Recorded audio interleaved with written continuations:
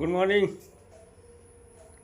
आप सभी को हमारे तरफ से, और आज सावन की आप सभी को हार्दिक शुभकामनाएं एवं बधाई।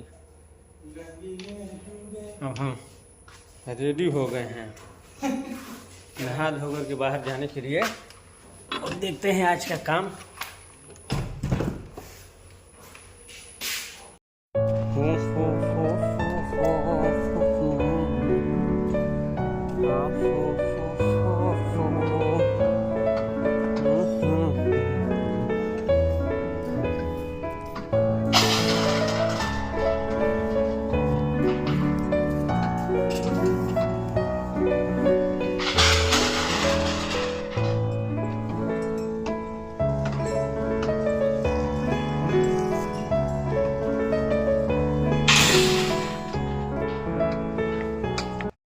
ये तो यहीं पे एक्सीडेंट हुआ